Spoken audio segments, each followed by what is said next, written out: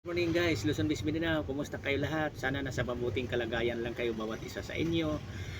Ako, ang naranasan ko naman sa pagpasok sa taon na ito, nakaranas kaagad ako ng sipug-ubo. Ito nga, uminom ako ng gamot, may sipug-ubo pa rin ako sa ngayon. Natural lang siguro dahil sa klima, pabago-bago ang klima, sa sobrang lamig, tapos umuulan-ulan, kaya nagkaranas ako ng ubog sipon sa ngayon. Sa umaga na ito ngayon, magbigay lang ko og konting tips sa inyo nga mahilig mag-alagag manok o sa inyo nga mahilig sa itlog na tinawag maalat na inuulam. Marami ang nag-ulam sa itlog na maalat. Yan ang topic ipapaliwanag ko sa inyo ngayon. Wala akong hawak na manok kung hindi ito nga kulay pula. Itlog din ng manok ito natural, kulay puti. Ito siya. Ang mga itlog na ito na binibinta, hindi ito nanggagaling sa mga gialagaan nating quality o Texas na mga manok. Kasi ang mga itlog sa mga quality, mga Texas na manok, hindi basta-basta mo yan na mabili o di palabas, lalong-lalo sa mga malaking farm. Iniingatan yan, ang mga itlog na yan, dahil may kamahalan. Bawat isa sa bawat itlog ginagamit lang yun na pinapakisa paikibit, dahil doble ang presyo kaysa dito. Kung itong itlog na maalat na ito nga pang ulam na kinulayag pula, kung ang halaga nito 20 pesos, wala lang ito, kahit nakailan doble pa ito sa itlog sa Texas, lalong lalo na kung magiging mga lalaki. Yan ang totoo. Kaya ang itlog sa Texas quality, hindi basta-basta mo yung mabibili ng dosina-dosina, di katulad dito. Ito kasi ang mga ina nila nito, yung ginagamit sa niluluto sa pang-inasal, sa panjalibi. Iyan ang mga ori sa mga linyada sa isang kamanok nito. Pero ang inalagaan nating mga Texas quality, hindi yan pwedeng ginagamit dito, ginawang itlog maalat.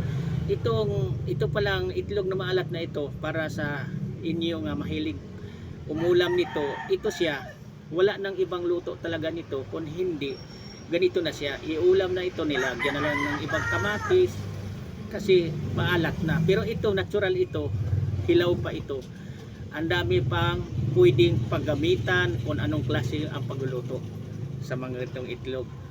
Pero mas mahal ito nga kulay pula, kasi sa presyuhan dito sa tindahan sa amin, ito siya 20 pesos ang may kulay pula maalat. Ito naman 10 piso. Pero marami ang pwedeng mapagamitan ito kung anong klase sa pagluto. Pero ito siya, hanggang itlog maalat na lang talaga ito. Sa kumakain, umuulam ng itlog maalat, alam ninyo ito. Kaya para sa aking mga kapwa nag-alagag manok, ito ang pinapaliwanag ko sa inyo. Ito ang topic na isishare ko sa inyo, ang aking kaalaman, na ang ating mga Texas na mga inahin, kung nangingitlog, hindi ginagawang mga ganito. Kasi ang mga Texas, mga quality nga inahin, inalagaan ang mga itlog at saka may kamahalan. Kahit sa farm magtatanong kayo, hindi basta-bastang nagpalabas ng mga itlog. Kasi ang mga itlog sa Texas, hindi mo yan basta-basta lang na mabili-bili sa halagang 20 pesos. Ito nga pinakamahal na ito, na niluto na maalat na, pang-ulam na. Itong hilaw 10 piso lang. Pero sa Texas, hindi mo mabili-bili basta-basta yan. Kasi ulitin ko sa inyo, hindi basta-basta natin ang pinapalabas, dahil may kamahalan. Kahit itlog pa lang yan, iniingatan, dahil mahalaga yan para sa atin na magmamanok. Kasi ginagamit natin ito na pinapa-incubate para magkaroon tayo ng mga maraming lahi sa ating ginamit na mga inahin o lalaking pinagparis-paris na padamihin natin. Kasi ang halaga sa itlog sa Texas quality, kapag magpisa yan, magiging lalaki, ang usapan yan hindi lang 20 pesos, tulad dito 10 piso lang ang halaga nito, kung hindi 1K ang pinaka mababang presyuhan sa quality na sisiw pa lang yan. Yan ang totoo. Kaya lang nagkadepende din yan sa linyada o sa kustura, sa performance sa mga linyada na yan. Kasi iba-iba din ang presyohan. Di katulad dito nila na ang presyohan nito, alam nyo ba, ang size lang, ang malaki-laki nito, medyo mataas-taas ang presyo, may 12 pesos. Kung tulad nito, hilaw pa. Itong mga luto naman, 20 pesos, may 12. Ganyan lang ang presyohan nito sa size lang. Pero sa mga quality na mga manok, kung magpisaan yan, ang mga itlog na yan, kung magiging lalaki, ang binabayaran doon, ang record of performance sa isa ka alaga natin. Kaya mas mahal yun, doble-doble ang presyo. Kahit may kamahalan man ang binibili nating feeds, pagkain yan, vitamins, pero nababawi natin yan.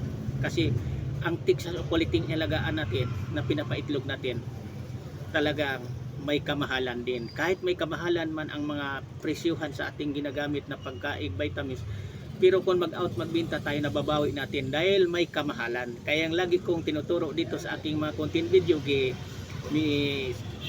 sinisihir ko sa inyong mga baguhan pa lang, ni-advise ko nga kung magmamanok tayo, kung magpapalahi man lang tayo, magsimula tayong magpapaitlog, kailangan ang gagamitin nating pangpaitlog na mga inahin, yung mga maganda ang record of performance sa mga inahin na yan, para ang kalabasan sa magiging mga anak tulad din sa kanya, madaling bili, makabawi kaagad tayo sa ating ginagastos. Kung gagamitin man natin ang pang personal na panglaro, hindi din tayo mapahiya dahil hindi tayo lagi sa talo, lamang tayo sa panalo kaysa talo. Basta sarili nating palahi, sarili nating alagang manok, may tiwala tayo diyan. Kasi huwag kang mag-alaga kapag wala kang tiwala mismo sa iyong alaga.